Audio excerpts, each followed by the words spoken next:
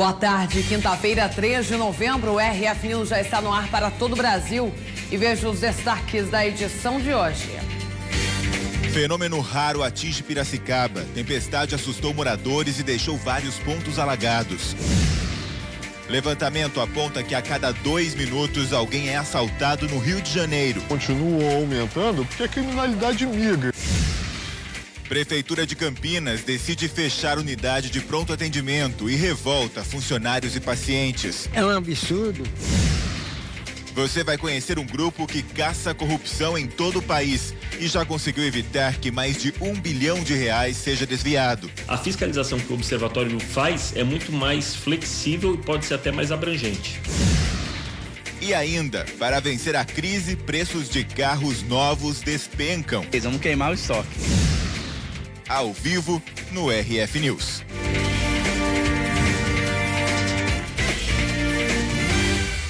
Começamos com um dado alarmante no Rio de Janeiro. Um levantamento aponta que a cada 2 minutos alguém é assaltado. Há menos de uma semana, André viveu a terrível experiência de ficar sob a mira de uma arma. Estava chegando em casa do trabalho, quando eu percebi o veículo prata, um Cruiser prata na traseira do carro, achando que era o vizinho.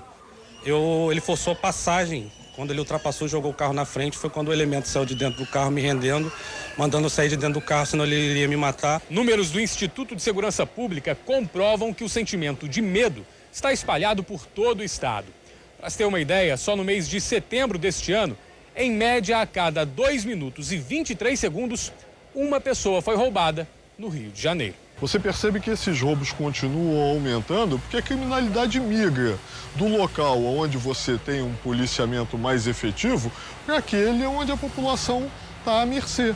Entre janeiro e setembro deste ano, o número de homicídios foi 20,5% maior em comparação com o mesmo período do ano passado. A gente percebe claramente aí que a criminalidade está aumentando.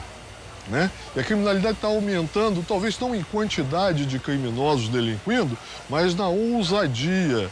E isso reflete também o fato de que está agindo e não está tendo a devida repressão ou a devida punição. Paulo é policial militar há mais de 30 anos. Ele admite que o medo faz parte da rotina, inclusive fora do trabalho. Posso ser morto a qualquer momento. De repente ser reconhecido por ser policial militar e ser assassinado. Covardemente, como eles fazem, eles só sabem fazer isso. Eles são covardes. E não é difícil de confirmar esse dado, afinal, todos os dias aqui no RF News nós mostramos crimes lá no Rio de Janeiro. Agora o flagrante do assassinato de um taxista em São Paulo. A família ainda não sabe se a morte foi resultado de um assalto ou ele já estava marcado para morrer. O último trabalho de Cláudio foi ajudar as 2 clientes a tirar as compras do porta-malas do táxi. Enquanto isso, os bandidos chegam de carro e encostam na rua ao lado. Os 2 descem e vão em direção à vítima.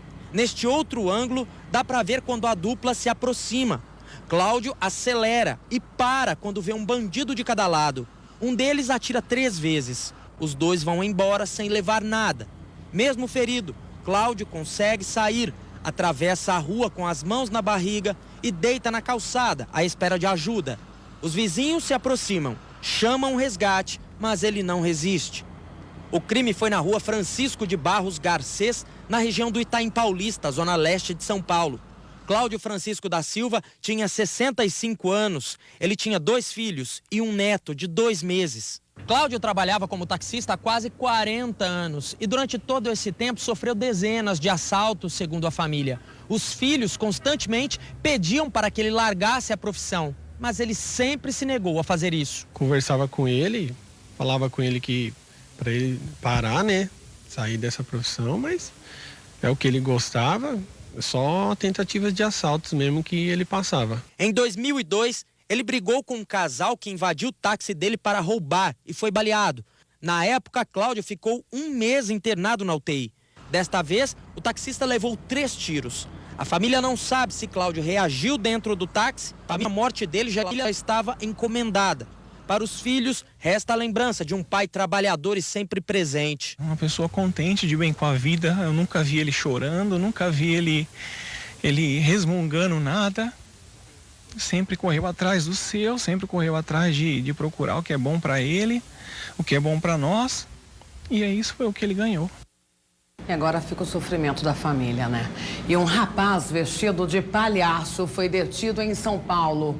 Acompanhe as imagens. Esse cidadão aí disse à polícia que tudo não passou de uma brincadeira e que ter se vestido de palhaço e saído pelas ruas do bairro da Saúde com um machado para assustar as pessoas é uma forma de se divertir. Ele também confessou na delegacia que tinha feito uso de maconha. Brincadeira de muito mau gosto, por sinal, né? Agora outro flagrante em Taboão da Serra, na Grande São Paulo. Depois de atropelar uma jovem enquanto empinava a moto, um motociclista fugiu do local do acidente. Fim de tarde de feriado. Esta adolescente e um menino aproveitam o movimento tranquilo na rua para brincar de bola. Bem perto deles está um grupo de motoqueiros, como mostra essa outra câmera. De repente, surge uma moto empinando. A garota percebe a aproximação, segura a bola e vira de costas. É quando a moto vai em cima dela. O motoqueiro e a menina caem no asfalto. Imediatamente o motoqueiro se levanta, sobe na moto e sai correndo. Fazendo um churrasquinho aqui, aí vejo o cara empinando na moto, vejo a menina jogando bola, o cara atropela a menina. Aí a gente começou, aqui de cima, jogou uma latinha de cerveja em cima dele para ele parar. Ele catou e desceu correndo. Enquanto o motoqueiro fugia, a adolescente conseguiu se levantar. Ela foi socorrida por vizinhos. As imagens não mostram, mas logo depois, os parentes da adolescente vieram buscar a garota. Só que quando chegaram em casa, por causa dos ferimentos, tiveram que chamar o SAMU, que levou a menina para um hospital aqui de Taboão da Serra, na Grande São Paulo. O Código de Trânsito prevê multa de quase R$3 mil para quem empina motos. No caso de Taboão, por não ter prestado socorro à vítima, caberia outra multa. Total, mais de R$4 mil.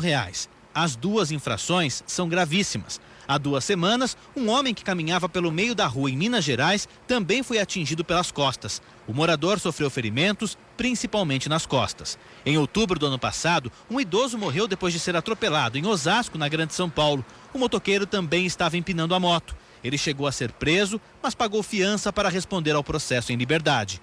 Mesmo diante do flagrante feito pelas câmeras, este atropelamento não foi comunicado à Polícia Civil. Caso uma investigação seja aberta, o motoqueiro pode responder na justiça pelos ferimentos provocados na menor. Eu não consigo imaginar como uma pessoa atropela e consegue fugir do local. Será que consegue dormir em paz? Eu acho que não, né? De volta e ao vivo com o RF News para todo o Brasil, 12h13. Fique ligadinho aqui na tela da Rede Família comigo até a 1h da tarde.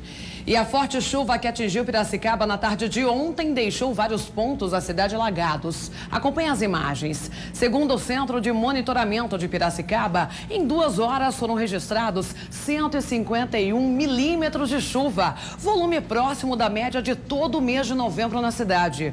Os ventos marcaram média de 56 quilômetros por hora. Você vê aí as imagens dos pontos de alagamento. A região da rodoviária foi completamente tomada, assim como vários bairros e a Avenida Armando Salles de Oliveira. Uma mulher caiu na enxurrada e quase foi arrastada. Motoristas tiveram dificuldades para trafegar e vários carros ficaram no meio da enxurrada. Foram registradas várias quedas de árvores, segundo a Defesa Civil. 9 mil imóveis tiveram fornecimento de energia elétrica interrompido. Mas, apesar do volume das chuvas, não houve transbordamento do rio Piracicaba. E ainda sobre esse assunto, o Centro de Monitoramento da cidade classificou o fenômeno como um efeito atmosférico raro, que segurou a tempestade sobre Piracicaba. O internauta fez uma foto do alto da Serra de São Pedro, como você acompanha. Olha que impressionante, gente, essa imagem. Dá para ver a tempestade isolada sobre o município. Por isso que moradores da região não sentiram impacto do que aconteceu por lá. Até em razão da natureza desse fenômeno, a situação não deverá se repetir, mas há a possibilidade sim de fortes chuvas de hoje até domingo na cidade. Bom, você quer sugerir uma pauta para a produção do RF News, enviar uma reclamação ou um flagra interessante? Então anota o nosso WhatsApp agora, 1997-414-8550. Vou repetir, 1997-414-8550. Você pode também tirar uma foto agora enquanto assiste aqui o programa nos enviar. Amanhã tem o quadro Você aqui no RF News. Estou esperando, claro, a sua participação. E o filho do vereador de Álvaro de Carvalho, no interior de São Paulo, flagrado agredindo a ex-namorada, foi preso após a divulgação das imagens da agressão. Kelvin se apresentou espontaneamente na delegacia, recebeu algemas nas mãos e também nos tornozelos. Em seu depoimento, disse que praticou as agressões porque achava que estava sendo traído. Kelvin nos relatou que ele chegou na casa da Judy, da vítima, chegou lá, não encontrou a Amásia e foi atrás dela no bar. E como viu que a porta do bar estava fechada, ele ficou com ciúmes com quem que ela estaria no bar. Mesmo ela estando com uma amiga apenas no bar, ele ficou que se exaltou no momento e acabou agredindo a vítima. As imagens das agressões correram o Brasil e Kelvin teve a prisão preventiva decretada. Policiais civis e militares fizeram um cerco, mas Kelvin conseguiu fugir. A sua fuga não durou nem mesmo 24 horas, até que ele se apresentou espontaneamente na delegacia. A jovem de 18 anos, Judy Brito de Souza, está sob medida protetiva. Kelvin vai continuar preso e já foi indiciado. Extremamente agressivo, tem várias passagens pela polícia, pela devida sua agressividade, desacato com policiais principalmente também, ele está preso preventivamente. Está sendo indiciado por que tipo de crime, doutor? Agora está sendo indiciado por lesão corporal dolosa e ameaça. Imagens terríveis essa agressão. Não foi preso em flagrante, mas agora sim a justiça foi feita finalmente, né? Em Nepomuceno, Minas Gerais, um caso no mínimo inusitado. Um adolescente roubou uma moto de cueca, é isso mesmo.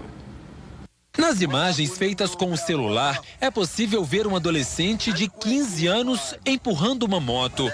Agora um detalhe, ele está só de cueca. Segundo a polícia militar, o jovem teria furtado o veículo um dia antes e foi obrigado a empurrar a moto até o quartel. É que ele tentou correr da gente.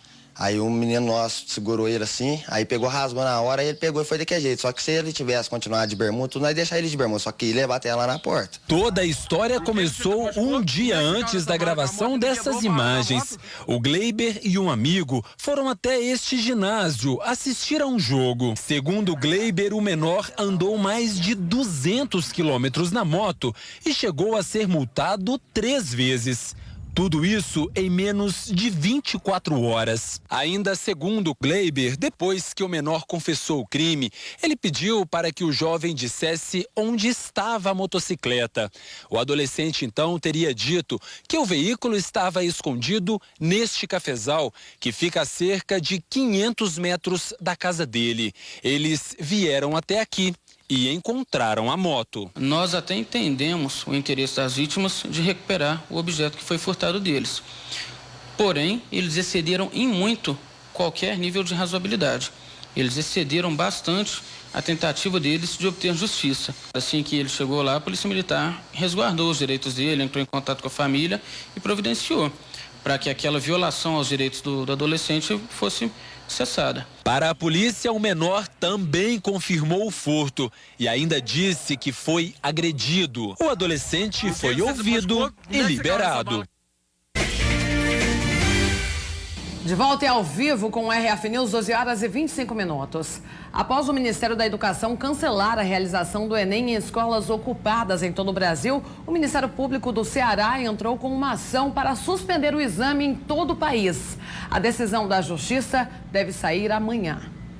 O procurador do Ministério Público Federal no Ceará, Oscar Costa Filho, entrou com uma ação na Justiça pedindo que o Enem seja suspenso para todo mundo este fim de semana. Segundo ele, as provas em datas diferentes, por não serem iguais, ferem a isonomia do exame. O que a gente está pedindo à Justiça é que determine essa suspensão, especificamente no que diz respeito à redação, no mínimo, e que o MEC e o INEP tomem uma solução administrativa para atender o que a gente está impugnando na essência. Em nota, o INEP diz que solicitou à Advocacia Geral da União que apresente para a Justiça os fatos que demonstram grave equívoco na argumentação apresentada pelo Procurador da República e reforça que as provas do Enem têm o mesmo princípio da equivalência, garantindo igualdade de condições a todos os inscritos. A AGU informou que vai defender judicialmente as medidas tomadas pelo INEP e a manutenção do calendário de provas.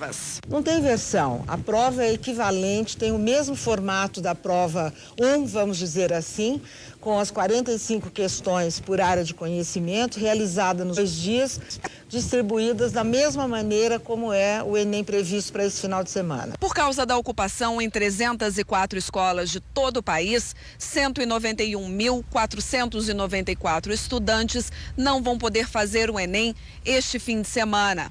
Para este grupo de alunos, o INEP anunciou que a prova será reaplicada nos dias 3 e 4 de dezembro. Agora uma situação inaceitável nas ruas do centro de São Paulo. Camelôs estão vendendo vagas para estacionar. Famoso pelo comércio popular, o Brás já não é mais o mesmo. Cada vez mais lojas disputam espaço e clientes com os camelôs. A maioria clandestino e que vende todo tipo de mercadoria. Roupas, chinelos, bolsas, em barracas ou muitas vezes no chão mesmo, em cima de lonas estendidas na calçada. Há 30 anos, Dona Arlinda é comerciante na região. Há 30 nunca viu nada igual. Não é só chegar e tomar as ruas, não é. Tem que ter um padrão, tem que ter um lugar para ficar. Ó, vocês vão ficar em tal lugar, vamos para lá. Mas não, eles tomaram conta das ruas. E com os preços mais atrativos cobrados pelos ambulantes, as vendas nas lojas vêm caindo. O que já não estava bom por causa da crise econômica, ficou pior. Só prejuízo para todos nós que pagamos nossos impostos, né? Segundo a Associação de Lobras, nossos impostos. Pouco mais de 180 camelôs são legalizados pela prefeitura. Um número muito abaixo do que eles estimam que exista nas ruas do bairro. Cerca de 2.000 ambulantes ilegais. É uma concorrência desleal. Isso a gente não tem nem como, né, mensurar isso, porque a quantidade de comércio ilegal que a gente vê por aí está absurdamente a mais do que a gente sabe que tem que ter. Para a Lobras, falta uma maior fiscalização. Se tiver fiscalização, as calçadas ficarão mais livres, o comércio em si flui melhor e, consequentemente, as vendas vão ser maiores. Ainda mais para o final do ano, que já está aí já. O comércio ilegal do bairro tem suas próprias regras. Aqui na Rua Rodrigues dos Santos, por exemplo, asfalto e calçada, olha só, estão todos pintados por números. Eles demarcam a área de cada ambulante. Um loteamento irregular de ambulantes. Turistas acreditam que esses espaços sejam vendidos e alugados, mas ninguém quis falar sobre isso, com medo de represálias. Os camelôs não têm TPU, termo de permissão de uso concedido pela prefeitura. Mesmo assim, podem ser vistos em vários pontos na região, como as ruas Rio Bonito e Oriente. Alguns usam até manequins. Às vezes você tem que estar desviando da calçada, andando no meio da rua e fica difícil para você andar, né? Não chega a atrapalhar não, porque a gente encontra mercadorias tanto neles como nas lojas, né? Você compra nos dois? Nos dois. Em nota, a prefeitura informou que as regiões do Centro e Brás correspondem a 76% do número de ambulantes ilegais da cidade e que agentes da subprefeitura Moca e da Polícia Militar fiscalizam regularmente o local. Quando há o flagrante, removem as marcações irregulares e apreendem as mercadorias.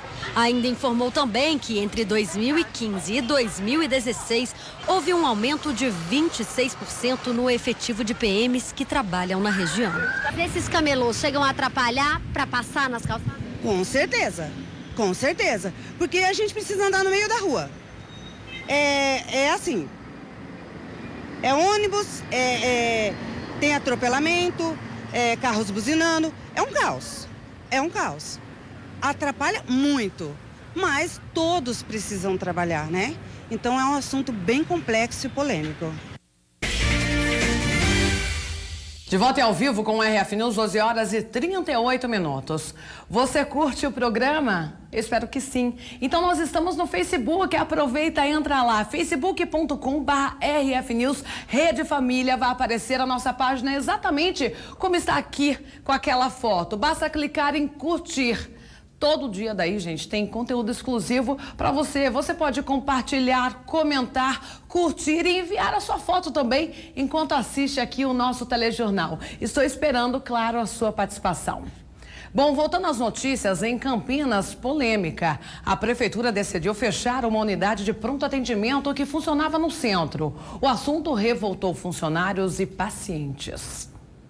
A notícia do fechamento da UPA do centro de Campinas pegou os pacientes de surpresa e revoltou os usuários e os profissionais da saúde. Fiquei surpresa que eu não sabia, então, para mim se fechar aqui, a população, quem vai sofrer? É um absurdo.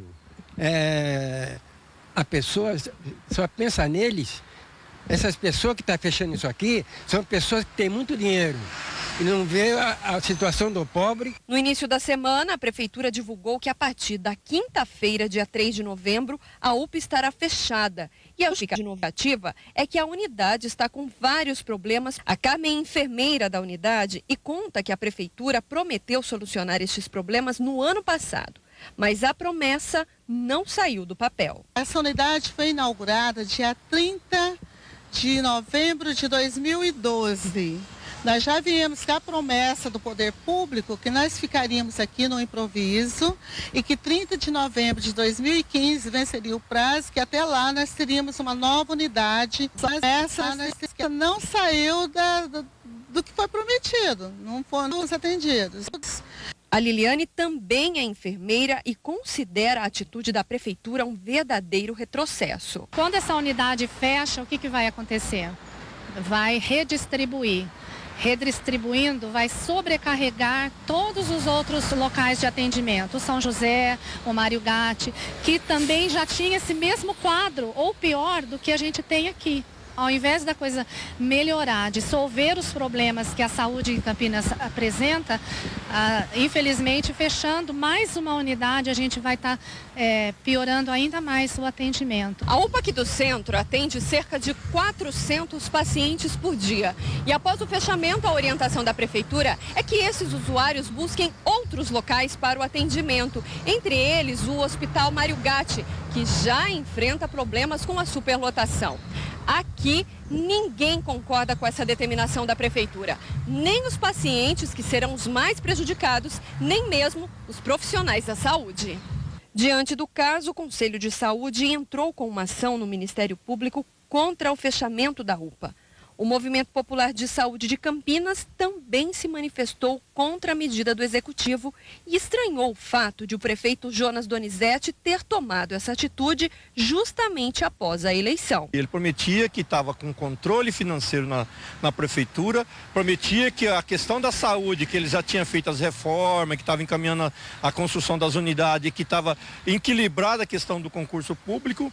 Na verdade, o que ele está dizendo é que não tem dinheiro. Nós não concordamos com essa atitude do prefeito, nós vamos mobilizar os conselhos e nós vamos à luta. Nós não vamos concordar com essa atitude do prefeito.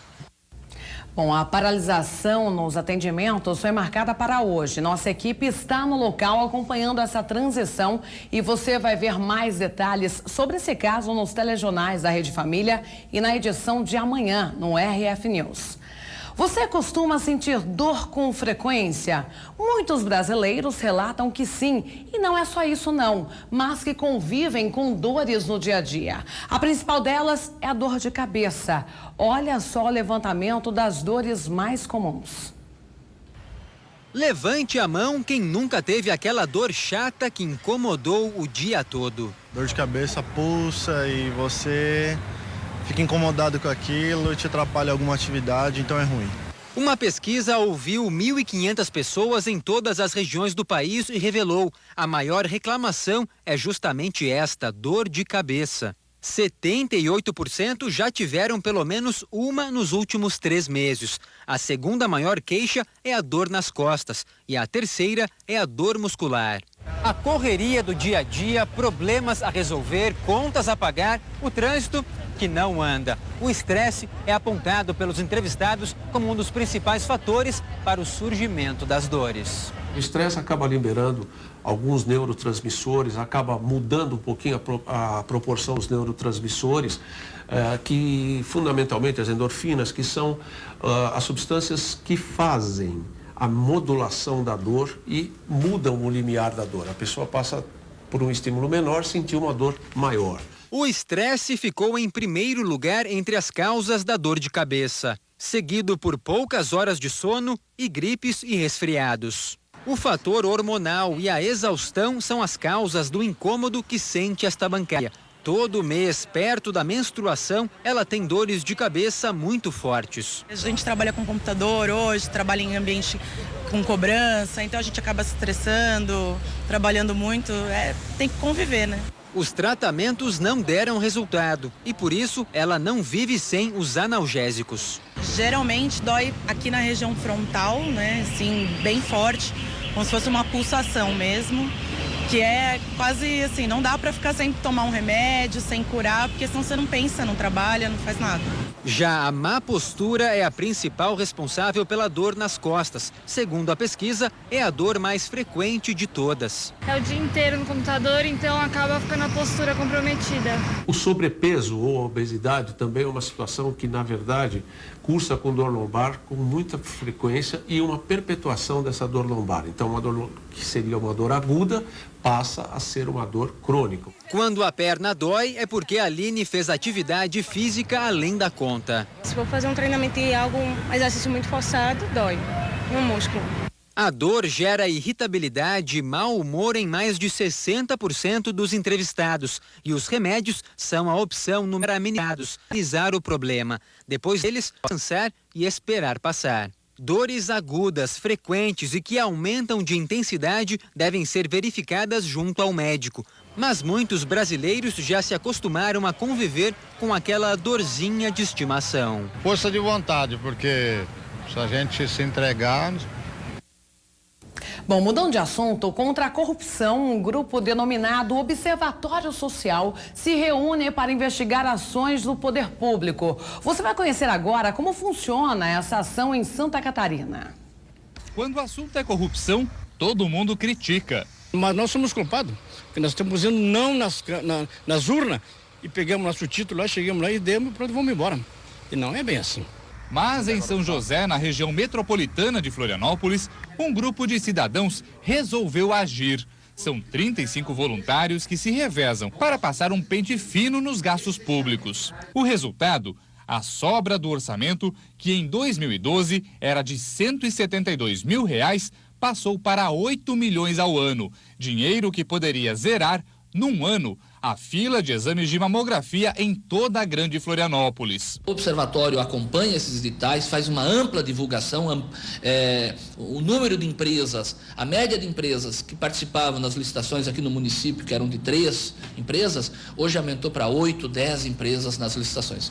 O observatório descobriu que a prefeitura pagava contas de energia elétrica, telefone fixo, água e esgoto de imóveis que não eram mais usados pelo município. E assim, foi possível economizar R$ 600 mil por ano. Em Santa Catarina, 19 cidades têm observatórios sociais. Outros 19 estados também contam com os caçadores de corrupção. A Lei de Acesso à Informação de 2011 é a principal arma dos caçadores de corrupção. Ela obriga os gestores públicos a fornecer qualquer informação que for pedida pelo cidadão sem necessidade de justificativa.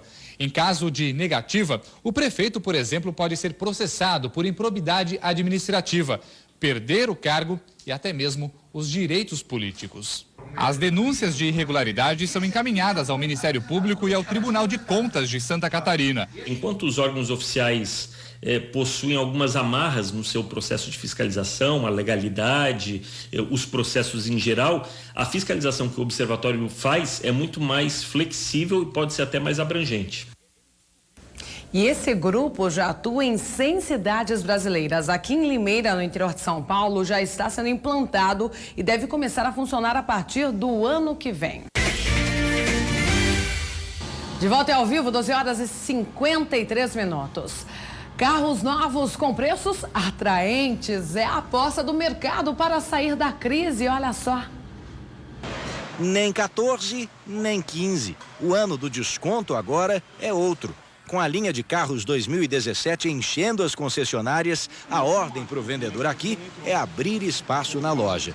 Essa concessionária ainda tem 80 unidades de 2016 e o plano é zerar o estoque antes do fim do mês. É não sobrar nada 16, vamos queimar o estoque. Quem entrava nessa loja nessa mesma época do ano passado via os últimos carros 2015 sendo negociados com até 15% de desconto. A crise de agora já não é tão grande quanto a de um ano atrás, mas o padrão dos descontos continua o mesmo, num acordo entre concessionárias e montadoras. Mas nada como comprar à vista, ensina o educador financeiro. Você pode ter um poder de barganha maior, se você chegar com dinheiro à vista, pode ser que pode chamar mais a atenção da concessionária, que você pode ter um desconto um pouco maior. E mesmo depois de calcular tudo com o vendedor, vale até renegociar o que já estava fechado, para não ter arrependimento. Nós compramos um carro aqui hoje de manhã e foi mais para ele do que para a gente. Entendi. Você quer melhorar essa conta? Eu quero, voltei aqui para conversar com ele. E tem que chorar, né? Agora vamos falar dos produtos usados nas ceias das festas de final de ano. É que é bom o consumidor preparar o bolso, viu? Vários desses produtos vão ficar mais caros. No supermercado, os principais produtos da ceia de Natal já disputam a atenção do consumidor. Para ideal, o principal para a ceia é um panetone, né? O pernil. A projeção de faturamento dos supermercados para o mês de dezembro é baixa em relação a anos anteriores. Segundo a Associação Paulista de Supermercados, as vendas devem aumentar apenas 1%. Apesar de pequeno, o índice já pode ser considerado uma reação diante da crise. Ele não vai gastar o seu dinheiro com bens duráveis, uma troca de um carro, uma viagem, e com isso a gente vai ter uma ceia mais farta, uma expectativa maior de venda para esse final de ano. O consumidor faça um esforço para manter a tradição da ceia de Natal, os preços não devem agradar nada, viu? É que os itens mais procurados nessa época do ano estão 12% mais caros. O preço do peru, que nos últimos 12 meses teve queda, pode subir até 10%. Castanhas, nozes e frutas secas vão ter aumento de 7%. Os espumantes vão custar 12% a mais para o consumidor. E o panetone, um dos queridinhos do Natal, também não deve escapar dos do Natal. Bacalhau, nozes, tâmaras, castanhas, são produtos importados que foram incorporados ao nosso hábito de consumo pela imigração europeia, e tudo isso é cotado em dólar e euro, e por isso acaba também impactando o custo dessa cesta de Natal para o final do ano. Bom, e falando em compras, você se considera impulsivo na hora de comprar? Um estudo mostra que os brasileiros são sim consumistas, e isso vale para homens e mulheres. 4 em cada 10 pessoas se veem em situação parecida. Vai olhando, vendo as vitrines, daí você acaba sempre tendo um impulso e acaba comprando. É o que diz um levantamento realizado por uma empresa que analisa o crédito do brasileiro.